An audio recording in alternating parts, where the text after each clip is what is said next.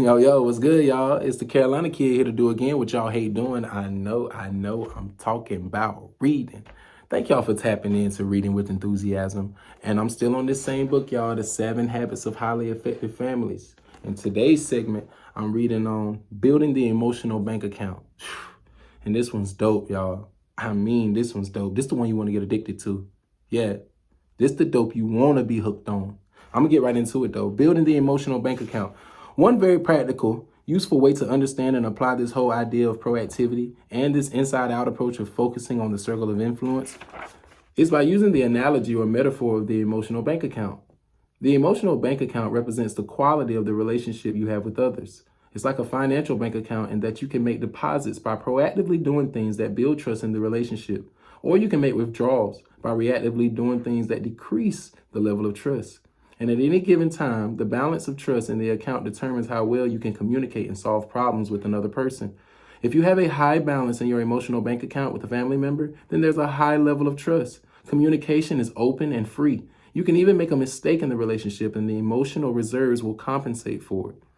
But if the account balance is low or even overdrawn, then there's no trust and thus no authentic communication. It's like walking on minefields. You're always on your guard. You have to measure every word, and even your better intentions are misunderstood. Remember the story of my friend who found his son again? You could say that the relationship between this father and son was 100, 200, or even $10,000 overdrawn.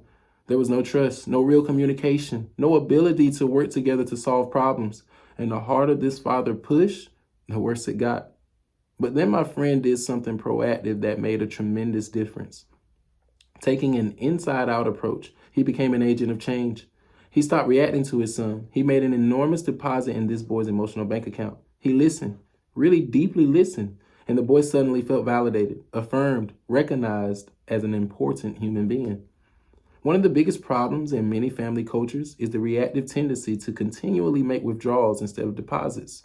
What kind of impact will this kind of communication day in and day out have on the balance in the emotional bank account? Remember, love is a verb. One of the greatest benefits of being proactive is that you can choose to make deposits instead of withdrawals. No matter what the situation, there are always things you can do that will make relationships better. One father from a blended family shared this experience.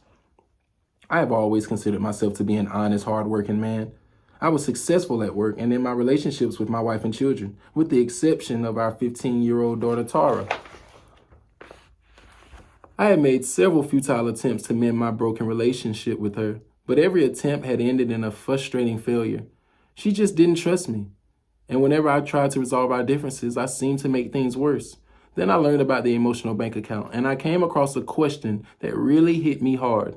Ask yourself, are those around you made happier or better by your presence in the home? In my heart, I had to answer no. My presence is making things worse for my daughter, Tara. That introspection almost broke my heart. After the initial shock, I came to the realization that if this sad truth were to change, it would only be because I changed myself, because I changed my own heart. I not only had to act differently toward her, I needed to commit to truly loving her.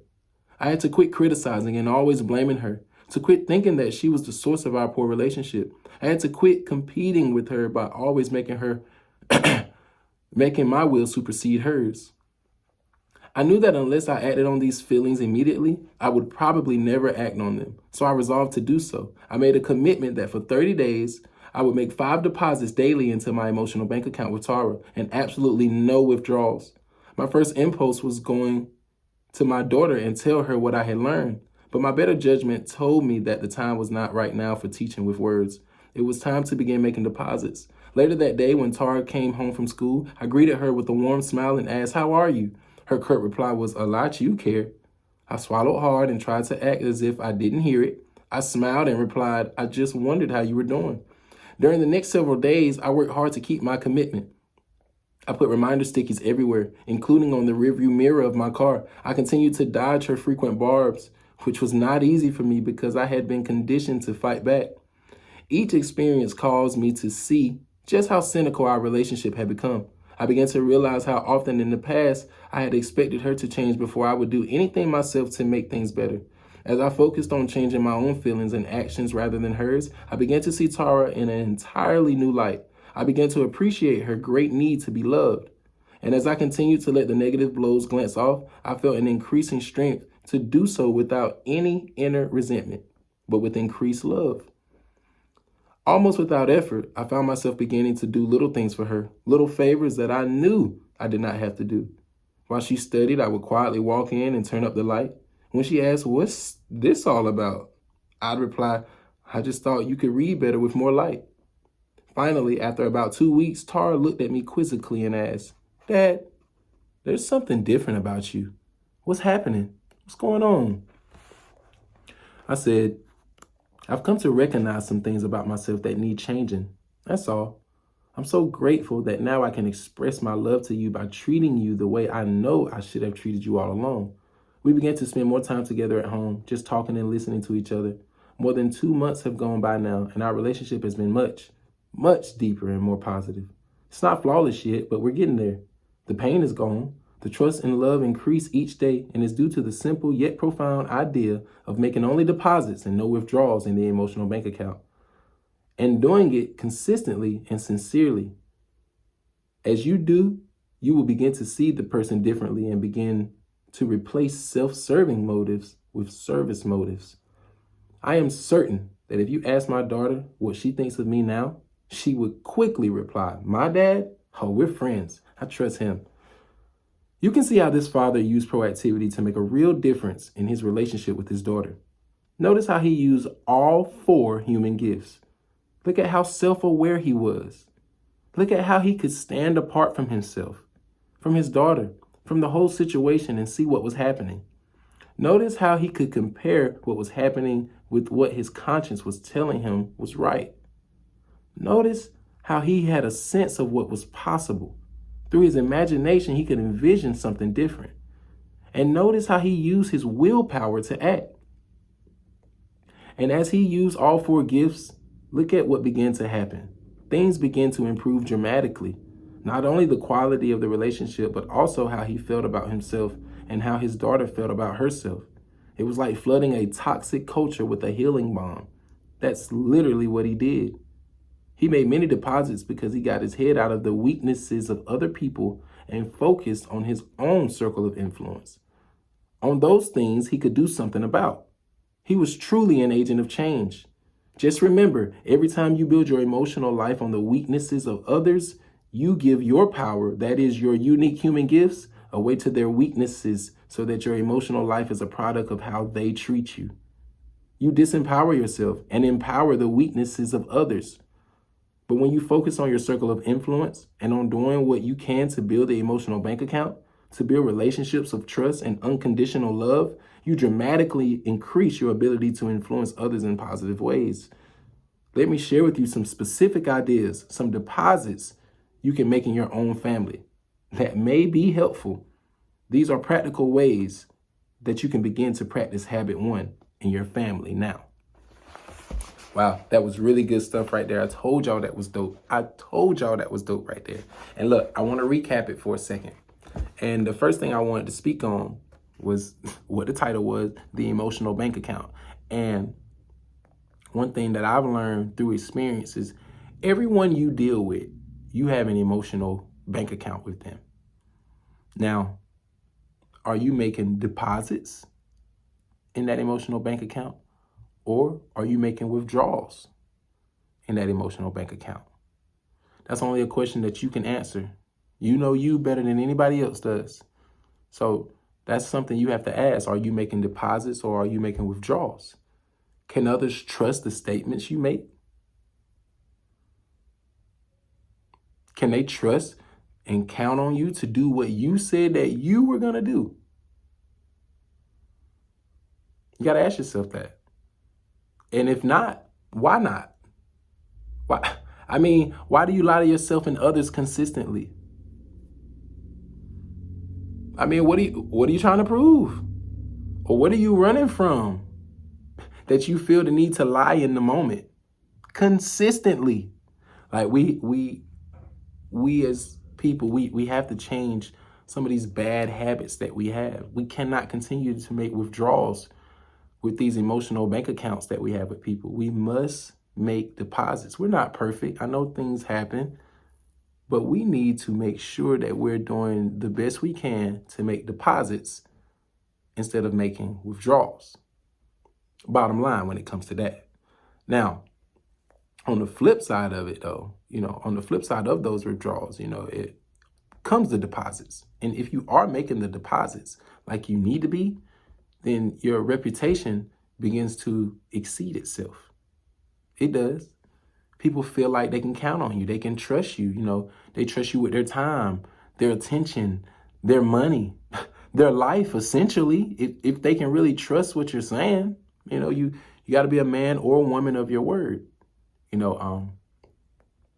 One word that I looked up in this particular segment was introspection. I didn't know what it meant, so I had to look it up. And I'm so glad that I looked it up, because once I looked it up, I found out that it means the examination or observation of one's own mental and emotional processes. Wow. So how many of us actually have an introspection of ourselves? How many of us actually examine and observe ourselves mentally and emotionally? That's using one of the 4 unique gifts, which is self-awareness. How many of us are actually stepping outside of ourselves just to really check ourselves, to really get an understanding of our own mental state, of our own emotional state? These are things that we must do daily. You must continue to check yourself all the time. Like,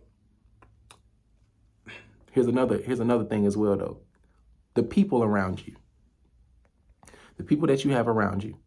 If I was to ask them, the type of energy that you bring, would they tell me that you bring a positive type of energy, a productive, a proactive type of energy? Or do you bring more of a reactive type of energy?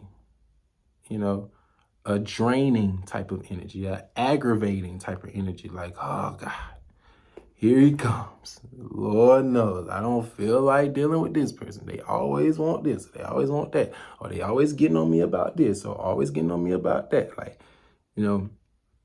don't be that person that's always making withdrawals. Be that person that's dropping them deposits off. Be that person that's always leaving, with words of encouragement. Always trying to edify someone, bring somebody up. Never in the business of tearing people down. Your presence should uplift people, not make them turn and start running. Now, but another thing about your presence, though, you must understand that when it comes to your presence, you need to be known in almost any building you step into. You need to be proudful of yourself. It doesn't mean you need to be the loudest in the room or even the second loudest in the room, but your chest need to stick out when you hear your name called, and stand on some of the things you say, because you matter. Your voice matters. Your thoughts matter. So you have to act like you matter. You must act like you matter. It's a daily commitment that you got to make with yourself. You have your own personal emotional bank account. And if you're not feeding your own personal emotional bank account with love, encouragement, edification, words of affirmation, if you're not doing that, how can you pour that out into any other emotional bank account that you have with anybody else? How can you make deposits with someone else if you can't make deposits into your own self? But here again, these are questions that we have to ask ourselves. And you will begin to deal with some people that it seems like you're constantly making deposits. You're constantly making deposits. And it seems like their response is a withdrawal and another withdrawal and then another withdrawal. But you have to stand on your morals, your standards, and what you believe in. So with that being said, sometimes people got to be cut off, but never get to a point or you're stooping to their level. And it's, well, since they making withdrawals, I'm gonna make withdrawals. Don't do that. Stand on you. Stand on what you believe in. Stand on how you were raised. Stand on your morals. Make deposits, and only deposits. Do not fall to the scheme of other people just because they're not treating you the way that you feel like they should be treating you. So you just want to reciprocate the same energy. Don't do that. Don't reciprocate the same energy. That's you stooping down to their level. You can cut that person off, be done with them, but don't stoop down to their level. Nah, don't do that. You need to allow others to see the change that you're making in yourself and in the relationship that you have with them to enhance and make deposits within the emotional bank account. You need to do that through action. Don't be talking about it so much. You need to do it through action. Make it happen. But that's all I got to say about that. So I hope y'all enjoyed this little segment today about the emotional bank account. Make sure you're making deposits and not withdrawals. All right, kid out.